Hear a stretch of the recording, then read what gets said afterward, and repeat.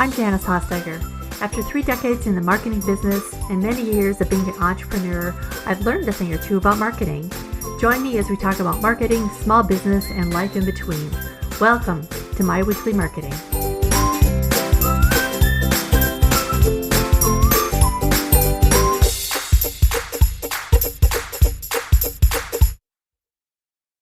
Network isn't something that I've always loved or that's really come naturally.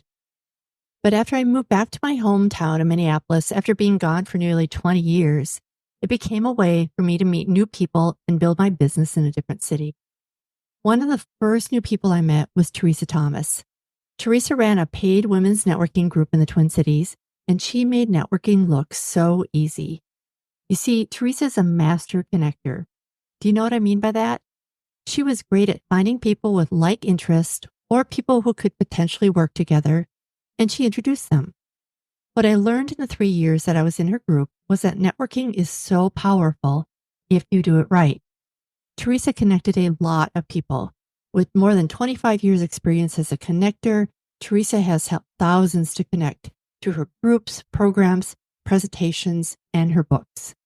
She's the author of Win-Win Networking, your guidebook for confident and effective connections, and 50 Fun Things. Enjoy the small things.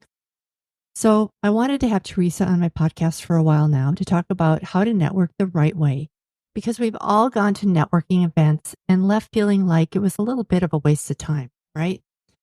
So here's Teresa to talk about the power of networking and how you can do it too. Hey, welcome, Teresa. How are you today? I'm fantastic. You can tell it's sunny where I am, and a sunny day is a good day. Absolutely. It makes a big difference in my mood too, for sure. So tell us a little bit about your story. Now in the intro, we talked about your background and what you do, but how did you arrive where you are right now? Because it's an interesting story. It is a journey, and in a nutshell, it's not something that people would expect. So if I were to run into somebody that I knew in elementary school, they'd be really surprised at what I do for a living. But everything I do is about connecting really great people together to pursue the lives they want, professionally or personally. And a big part of that has been through networking and speaking about networking and facilitating connection. But that comes from somebody that used to be painfully shy, would feel more comfortable just observing and not participating in conversations or avoiding them altogether. And when I got older, life-changing experience happened where I realized, okay, I want to be more a part of life and want to be more connected with people. And so I started observing how people do that. And then I do love connecting people. And a little secret is that when I focus on other people and connecting them, it takes the spotlight off of me, which is a tip. And when somebody feels a little nervous with their networking, is think about how can I be a good resource, and it brings that level of confidence up. So fast forward, not somebody who was born a natural networker and feeling super outgoing, but I did care about meaningful connections and conversations. So I'm an ambivert. So I like meaningful connection. I do get energized by other people, but I need downtime between. And because I really liked that bringing great people together for good things to happen, I started getting asked to lead events and present events where I was connecting people. And then that led to being asked to run a group called Minnesota Women in Networking.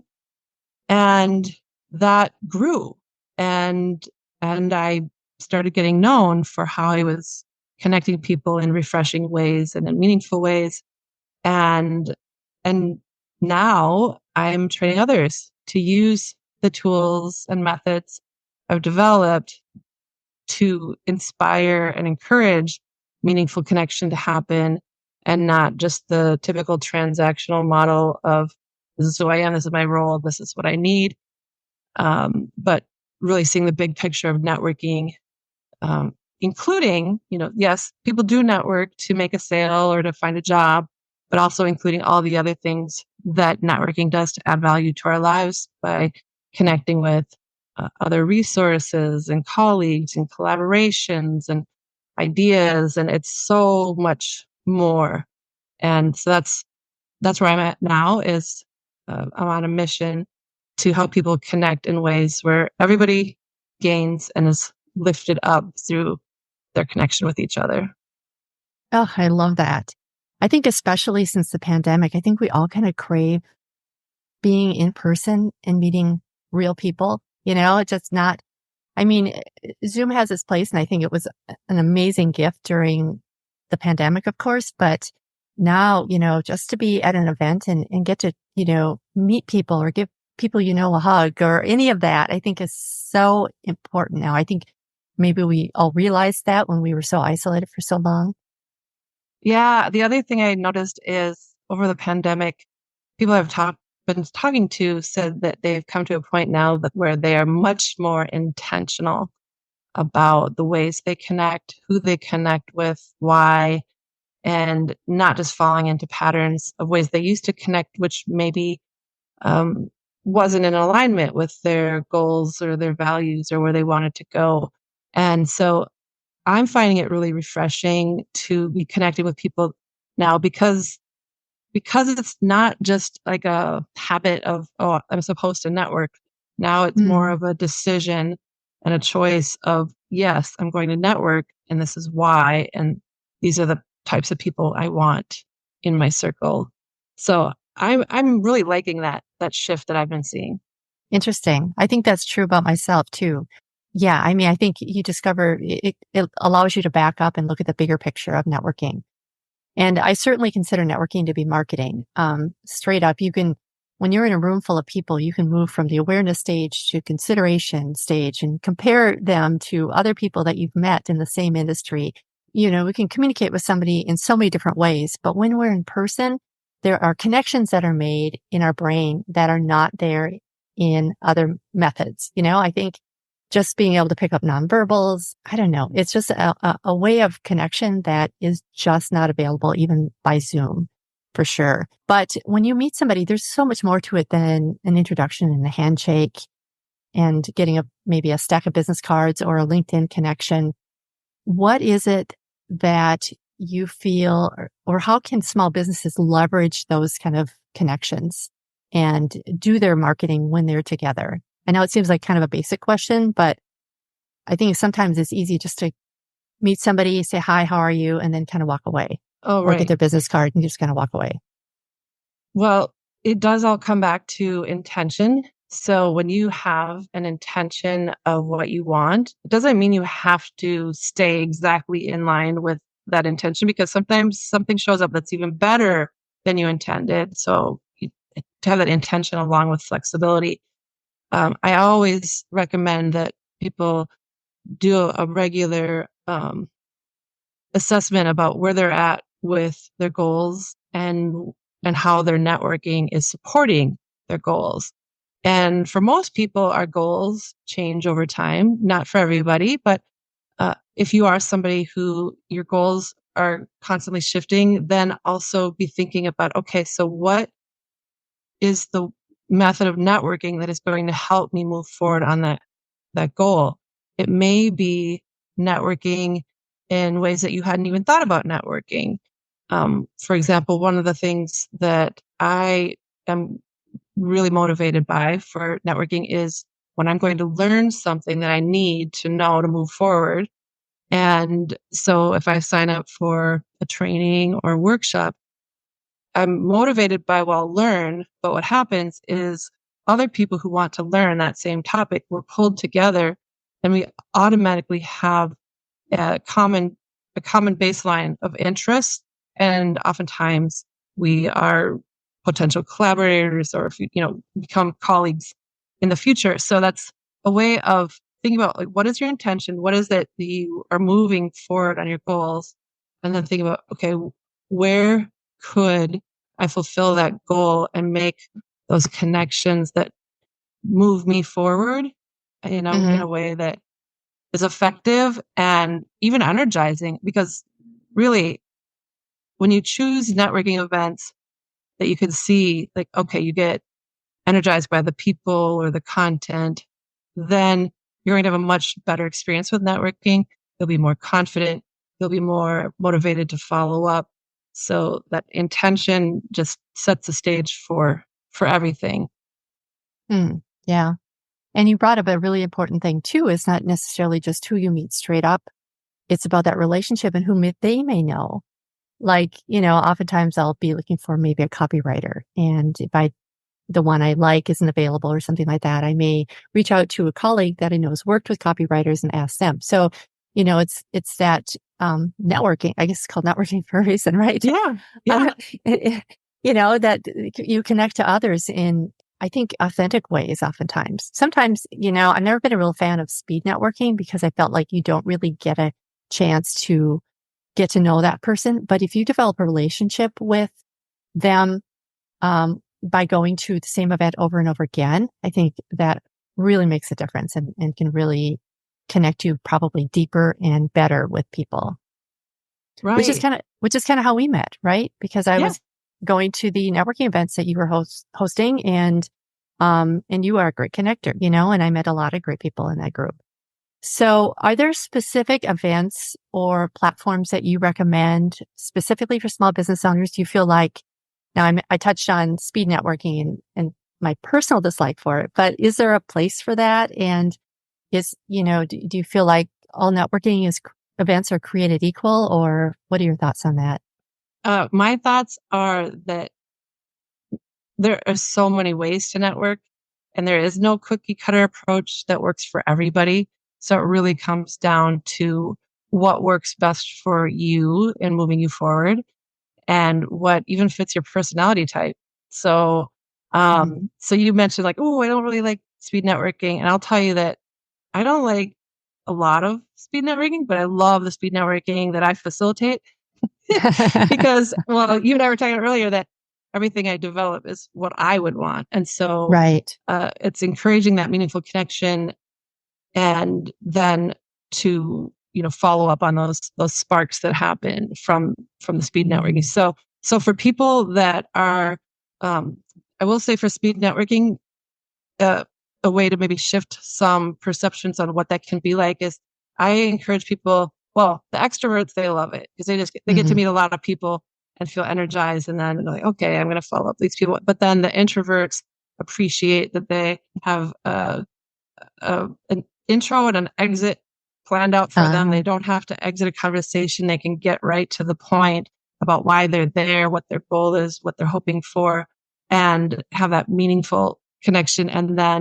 Um, and then people like me who are an ambivert, we like all of that. So, mhm. so that speed networking does, if you approach it with intention, then it can be a really positive experience. Then I will, say that I I like networking where people are actually talking to each other about what they really want to talk about Mm. versus um, when it's just a straightforward, everybody go around the room, say your name. And there's a place for that because you do Mhm. want to know who's there.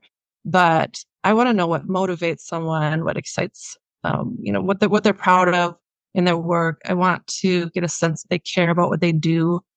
And the last time you and I talked, you were sharing about how word of mouth marketing is really, really powerful.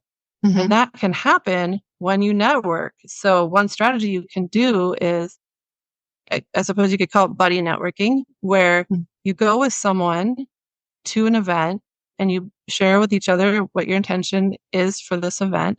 And you're not glued at the hip.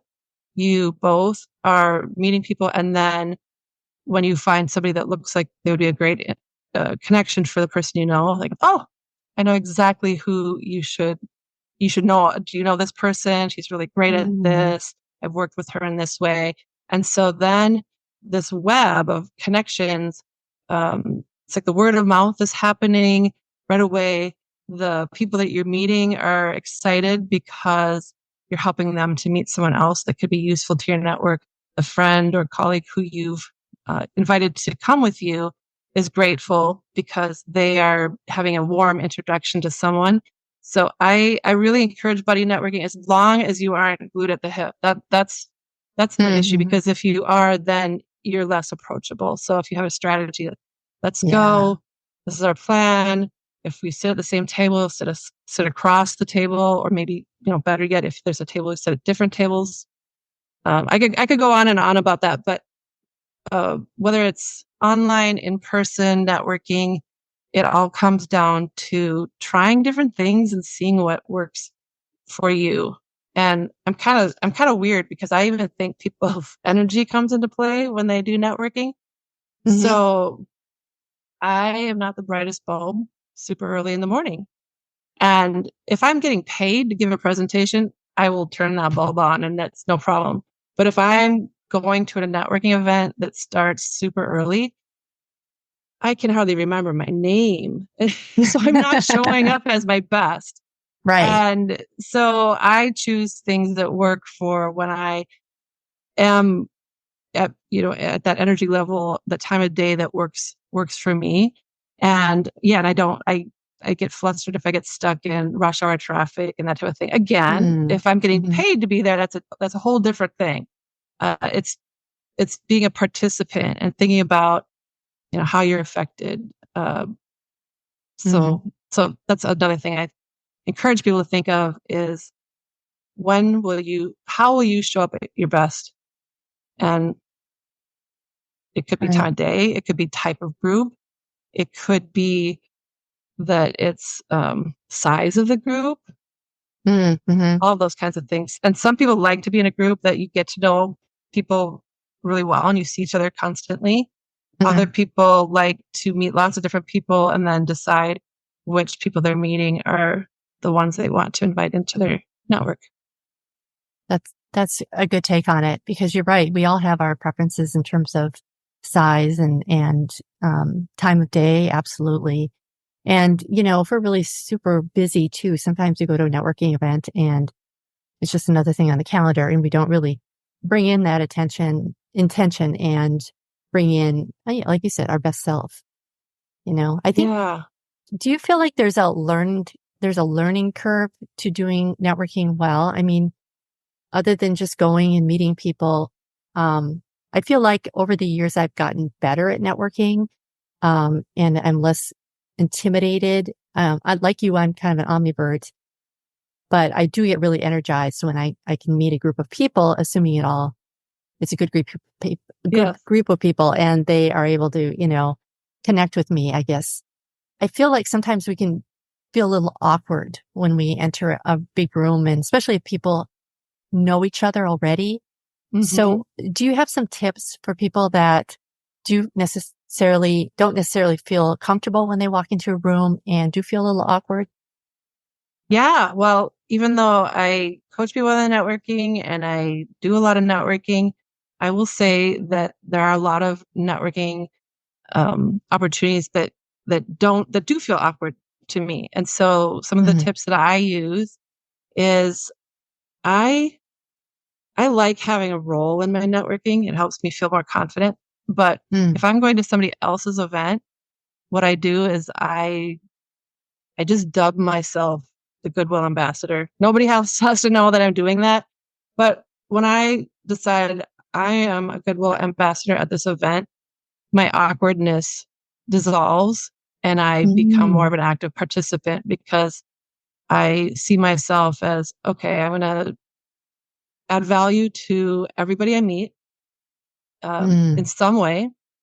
I will be a resource when I can be, or suggest a resource, for example. And I will make the event planners have a better experience because they're seeing me as an attendee being engaged and other people being engaged. So it's a little mental trick that I do for myself is when I go to something and I'm feeling like I don't know what's going on. I don't know anyone here. I just appoint myself that role. And again, it's a secret role. I don't tell anybody, anybody that because that It's would be out now. strange. It's out now. Yeah. So if you're listening, you know that I've got my little Goodwill Ambassador um, cape Oh, on. But yeah, it oh, helps. love that because, that just reminded me of something I heard on a podcast a couple of years ago, actually, about, and I can't remember who it was, but whoever this podcast guest was, they said that they approach a networking event and talk and think about what they can give people. that they are there to add value to people's lives. And that's basically what you just said too. It's like, how can I give to these people? How can I help these people? How can I pass on goodness, or things that will Yeah, help them? And I think that is such a powerful thing because not only does that, help you by overcoming your inhibitions, but also it helps other people, how other people see you, because you are somebody that gives value and shares freely. I absolutely love that. I may steal that. definitely. Oh, yeah, definitely. That's the whole point, right? So we gain tips and we can all help each other get better at this. And I will say there's also something that I learned, which is the shadow side of that is especially, well, I shouldn't generalize, but I hear from a lot of women that we focus so much on the people we're meeting that we don't necessarily say why we're there and what we're looking for. Mm, And I had been called out on that many years ago with somebody on the networking group that I lead. She said, Teresa, you're really good at encouraging us and helping us move forward on our goals, but you don't say what you need, and that doesn't feel fair. And it made me right. realize that part of a reciprocal relationship is Mm, both of you helping each other out. And I had thought like, oh, I don't want to bother. I don't want to, but like, no, that's part of a relationship is also saying, asking and being a resource for somebody, but also asking for what you need. And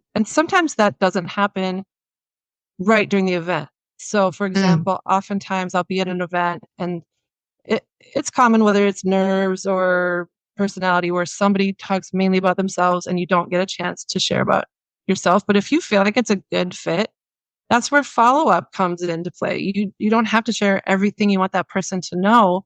Beginning, the more you listen and find out what their needs are and see how you may be a solution for them or a resource, then when you follow up, you can be really relevant to what they had shared with you and share it that way. So a lot of times mm. people feel like they have to squeeze everything they want to say, everything they want to be known for in an event, but really you're just creating the baseline of conversation and connection and then identifying if you want it to go, if you want to stay in touch, and if so, what direction you'd like that to go.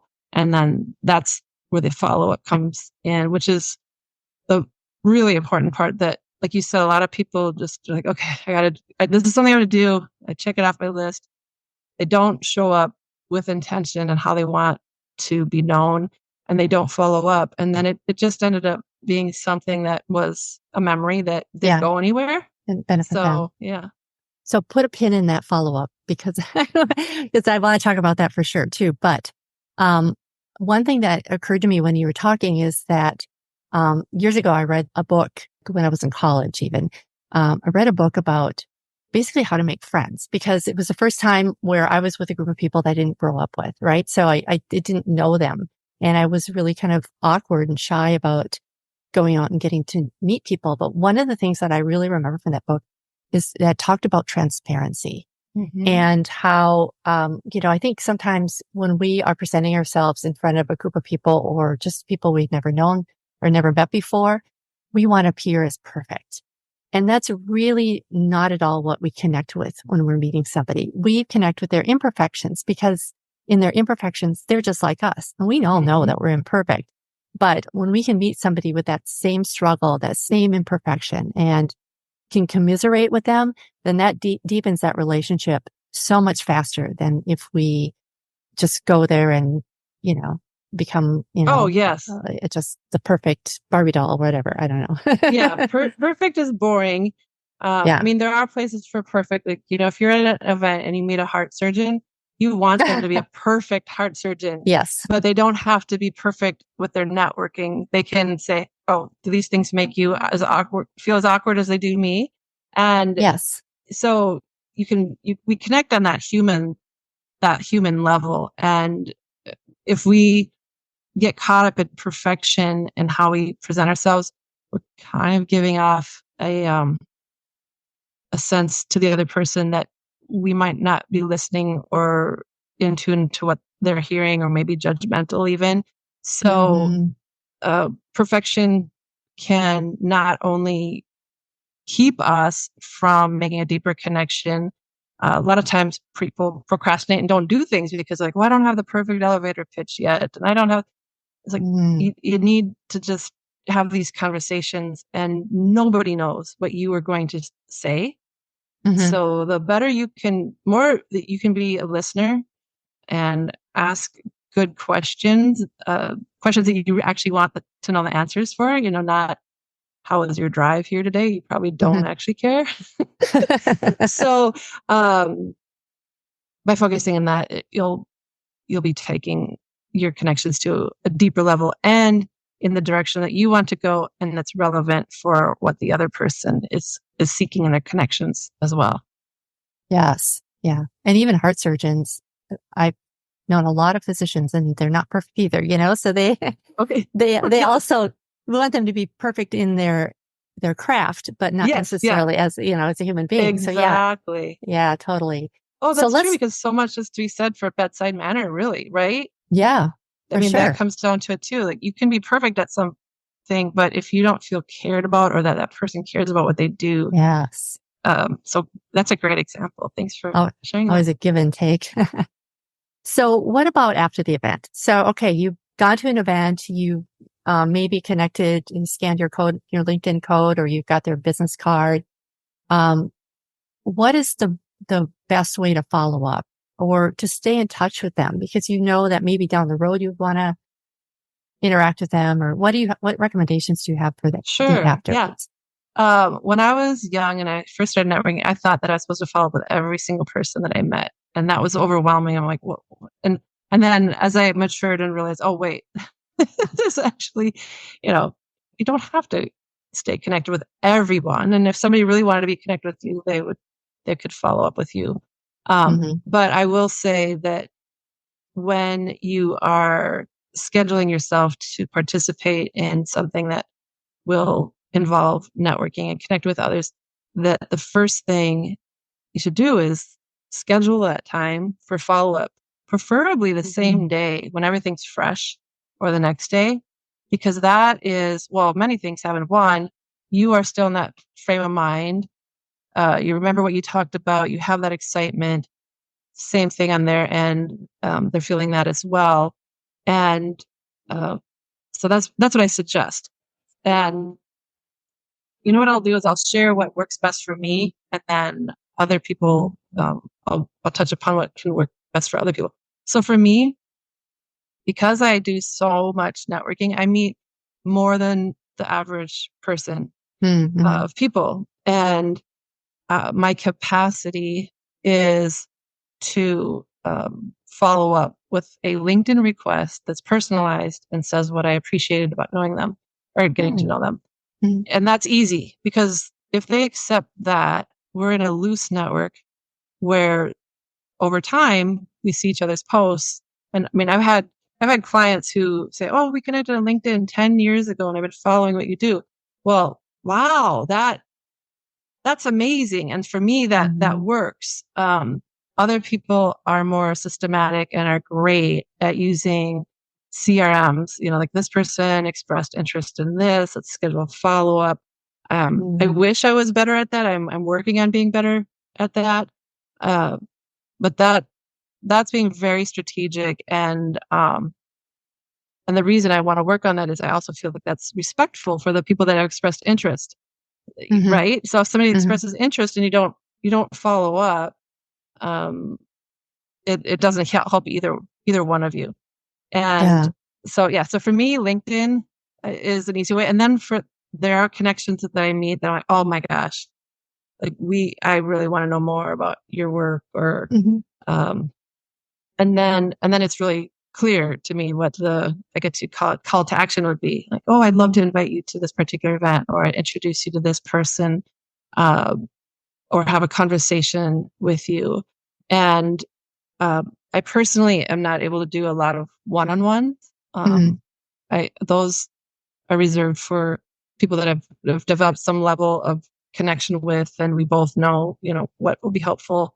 Hmm. But some people really love the one-on-ones, and that's how they build their strongest relationships. So it really goes back to what works for you and your capacity, uh, and even your working style. And I could go on and on, but there are other things I do for networking that aren't considered networking. But for example, if I post something on LinkedIn, then it's one-sided, but it's providing a resource for people that are connected with me on LinkedIn. And then those people that are interested in what I shared, then they connect with me, and then that restarts the the connections. So I'm starting to talk on like a higher level of networking and how that all works. But I think you get what I'm saying is it starts with Yeah. the intention and creating a baseline for connection and conversation, and then identifying what works best for you to take those best connections to the next level in a way that is, well, I like mutually beneficial connections. I know that's not a value that everyone holds, um, but for me, that's what drives me is how can we help each other out? Yeah. Yeah. And I think, well, sometimes it just may benefit one of the two people, but, certainly, yeah, I love that tip. And I think strategy is really my favorite thing about marketing. Always start with a strategy before implementing any kind of tactic. And I would say that I do the same about networking. For some people, networking isn't going to be relevant to their business at all. It may be that they have a strictly digital business or strictly online where, I wouldn't say wouldn't be relevant at all, but I would say that it may be a lower priority for them based on the type of business they run, right? Yeah. But I love that you're talking about strategy, and I love the CRM idea really too, because you're right. There's some people that you might just follow up with them and ask them if you mind if you put them on their email list or Yeah. connect with them in some other way. For sure. Love it. And I want to mention too that you have a book out called Win-Win Networking. And I bought this book years ago, and there's some checklists in here that I absolutely love. And just, you kind of go through all the steps. And I remember when I first got it, I thought, um, I don't know if there's anything I need to know about networking. And then I read it and I was like, oh, there's a lot I didn't know about networking. um, and that's available on Amazon, right? Yeah. It Yeah. is. Yeah. So I'll put a link in the show notes to that. And I'll show you, like, when we were talking about, I create tools that I use this all the time myself. So see how beat Yeah. up this is, because, Yeah. no matter how much you know about networking or anything in life, it helps revisit and refine and, like, okay, how can I now get better at this or have better results, Yeah. or shift my approach? Yeah, for sure. And I want to talk to a little bit about your new project, which isn't really all that new anymore, called 50 Fun Things. Tell us how that got started, because I think that's fascinating. Oh, I would love to. So several years ago, I was looking at my life and thinking, okay, I don't know if it's really going the direction that I said I wanted it to go. Mhm. I'll just say it. I was about to turn 50, and I was having a midlife awareness, I guess you'd call it. And I thought, okay, there's 52 weeks in a year. I could feasibly do 50 fun things in a year, small, big mindset stuff. And I put together a list and I brought it to my birthday party. And because I used to love when I was a kid, I loved to play teacher. I guess I still Mm. do. And so I made little worksheets, like, here are things I want to do I before you love it. leave. Put your name, circle what you'd like to do with me. And then my life completely changed, and I learned so much. And I had coaches and others ask, could we use this tool with our clients? And could you do a workshop? Could you write about this? Could you do a workbook? And of course, I love all those things. So I started putting that out there. And what I learned was, I learned so much, but what I thought was a gift just to give myself about getting excited about life and what I wanted from it and have things to look forward to, and fun things to do with my connections, turned out to also be a resiliency tool, especially, with the pandemic and everything happening in the world is like, really those smallest of joys help us to stay hopeful, to keep going.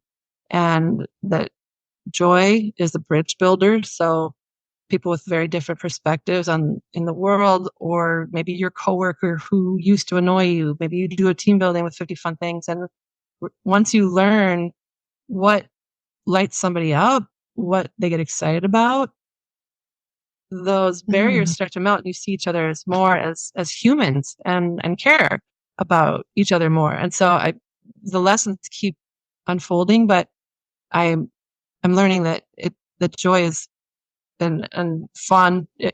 I tell people if fun feels like it's too much of a word, just reframe it. It could be joy, fulfillment. Um, that's a really critical thing. It's not something to leave until the work is done. It's something to integrate into Right. your life fully. And so I love it. And I've been integrating aspects of it into the way that I lead networking. But I also do it for retreats and teams and individuals. And it's amazing to just see the shifts that happen when people start thinking about what it is that how they want to feel, what they want to experience, how they want to shift things, and having it be 50 actually lightens the load. Like when people first hear, like, "Oh my gosh, 50, that's so much," but what they find is you start becoming lighter and playful because, like, "Oh, why not? Oh, maybe let's try it. Let's see." Yeah. Where if you're like the top three, like, "Oh my gosh, that got a lot of weight involved," and there is a lot to be said for, having your top goals, but this is just like, oh yeah, that would be a fun way to make my work day smoother. Or this would be Okay. a great way to connect with a new colleague that I'd like to get to know. Or this would be a way that I could feel more energized in my days. And so each person walks away with something different, which is part of Mm. what I love about it as well. Hmm. It's just really taking that time to open up and see what would feel good and try it out So and let it it grow. so it really can be a networking tool as well. When I first heard about it, I was thinking it was more of like a bucket list, which it kind of is, right? Or It similar. it's similar but different. It's also Mhm. similar but different from a vision board. So when Mm. we do 50 fun things, that we also incorporate um, mindset, and Mm. we incorporate um, gratitude and noticing things that we maybe have been taking for granted. We talk about comfort zones, ways we want to push ourselves, challenge ourselves in new ways. We talk about the big things that we maybe have secretly wanted to do and moving forward them. When other people, it doesn't need to be the big things, but it's the little day to day things that they want to shift to have a higher quality of life. Hmm. Many people come because they've forgotten what feel joyful and good for them. They know what it is Right. for their colleagues, their family, their friends, but if you ask them what they want to do or how they want their life to feel, they're kind of at a loss. Uh-huh. And so reconnecting with that, and yeah, people use it for like imagining the next chapter of their life, their next career, the next place they want to live, deepening the relationship they have with their family or their partner, for teams to have that authentic sense of team building where the ideas and the motivation come from within versus top down. Or like, hey, this is how you are all going to get along. It's like, okay, this is what matters to us, and this is how we connect, and this is how we can encourage each other in a way that um, supports the organization. So I'm having a lot of fun with it because Yeah. there's so much you can do with it, and I'm really having fun with it now that I'm beginning to train other facilitators, because then they can tailor it for their audiences and clients and their niche, and that feels really exciting to me. Oh, I love that. It just, like you said, there are so many possibilities. And I feel, especially as entrepreneurs and maybe as parents, we're always so focused on making everybody else happy that we kind of lose ourselves, especially as women. I think oftentimes we lose ourselves and what lights us up Hmm. during that process of taking care of everybody else all the time. And even, I went through a phase a few years ago where I decided I needed a hobby because my hobby has always been work, which is Yeah. terrible, right? And I do run and I hike now, but I remember trying to learn how to knit and just thinking this is the most frustrating thing I ever done. I just don't know how people do this for relaxation. Things like that where, I think it took me a while and I think you kind of inspired that. I would see your Facebook posts and whatever. And I think, um, you kind of inspired in me to say, what would I like to do? My days on earth are limited. Um, I had this idea of up in Dallas. I live in Austin. Up in Dallas, they have a trapeze, like, I don't, it's not a museum. It's a place where you can go and do a trapeze, right? Oh, wow. I know, right? So I just thought I want to do that. Unfortunately, I've not been able to find yet anybody that wants to do it with me. And I feel like I probably break at the process, but things like that where you could just use your imagination and say, wouldn't it be cool if, Yes. and just take off with it. So I Oh, just yeah. love that you're doing this. Yeah. And also just to like try it and you might love it and you might not, but you'll always have Yeah. that memory and that story. You're like, wow, I Yeah. actually tried trapeze. That's pretty cool. And yeah, it's just, yeah, I can't say enough about what happens when people start focusing on joy and even in their Yeah. networking. There's a presentation, an interactive presentation I give on the joy of connecting, and I share 3 joyful conversation starters, and the energy in the room is amazing. And they're conversation starters that can be used anywhere. And the feedback I get is, wow, when I focus on what I'm excited about my work or my favorite clients or what I'm looking forward to or something I'm proud of, my energy level increases. That person Mm, who's sharing what they feel joyful about in their profession or their work, I care more. I'm more interested. It brings everything to to a higher level when we focus on why. Basically, it comes down to like why do you do what you do, and not everybody has a joyful profession. There was somebody who participated who works with palliative care, and mm, but it's really about getting people to connect with what they care about, what matters, what their right. aspirations are.